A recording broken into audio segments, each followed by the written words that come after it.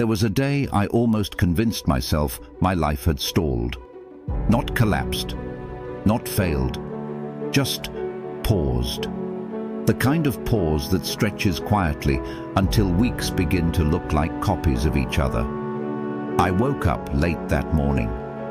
Not unusually late, just later than I had planned. My phone was already warm in my hand before my eyes fully opened.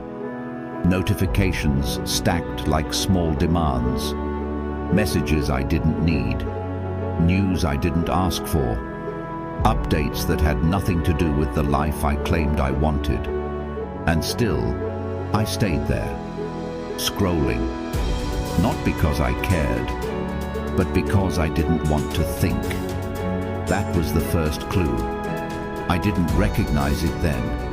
I told myself I was catching up, staying informed, staying connected.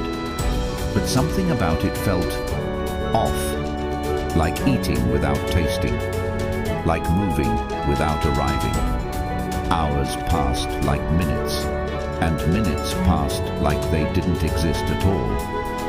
At some point, I stood up and walked outside. The world was loud.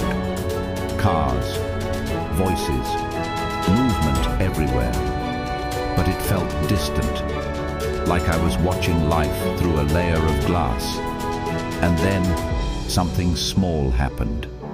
Not dramatic, not obvious, just small enough to ignore, unless you're paying attention.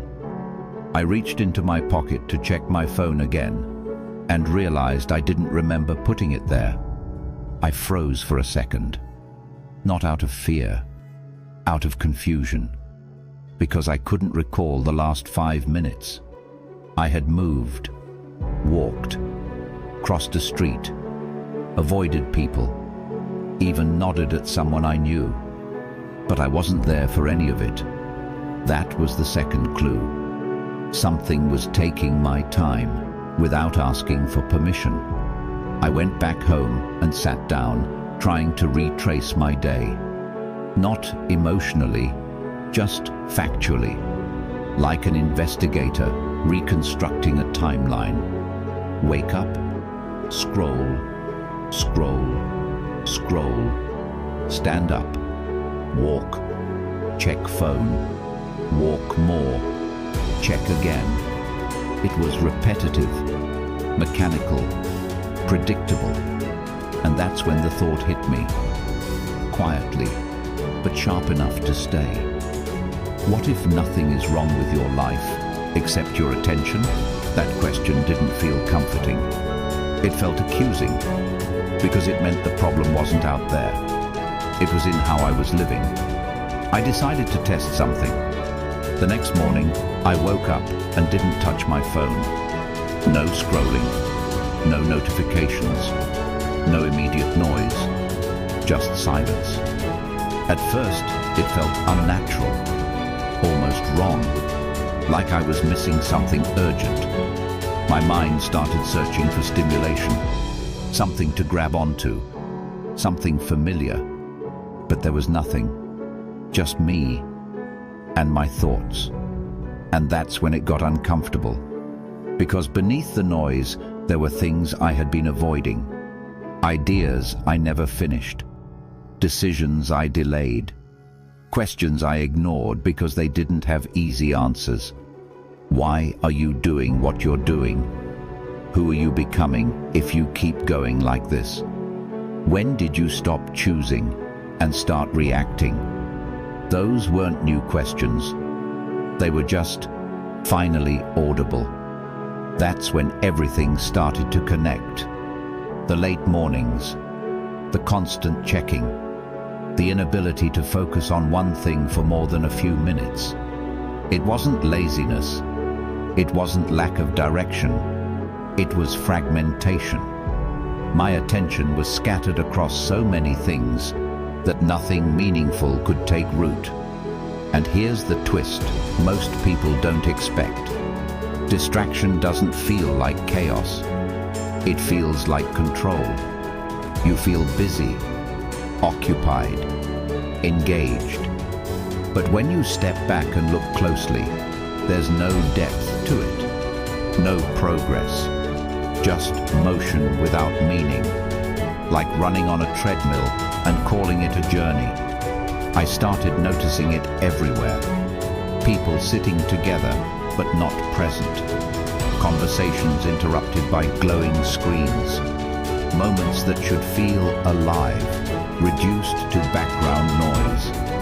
And the strangest part, no one questions it, because it's normal. But normal doesn't mean healthy, and it definitely doesn't mean intentional. So I tried something else. I picked one task, just one, and gave it my full attention. No switching, no checking, no background noise.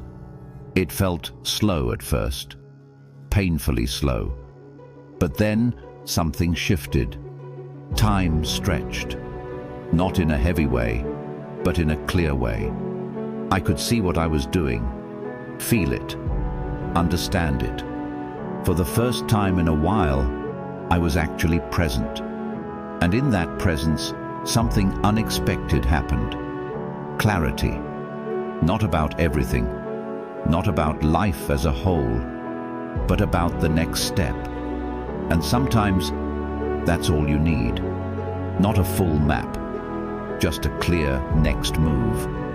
That's when I realized something most people miss. You don't lose your way all at once. You lose it in fragments. In seconds you give away without noticing. In moments you choose distraction over awareness. In habits that slowly replace intention. Until one day you wake up and feel like you're nowhere, when in reality you've just been everywhere except where you needed to be. So no, you're not lost. You still have direction. You still have time. But your attention has been divided so many times that it no longer feels like yours. And if you don't take it back, if you don't decide what deserves your focus, something else will. Quietly, consistently, without asking. Until one day you look up and realize your life didn't drift away in a single moment. It was taken, piece by piece, while you were busy looking somewhere else.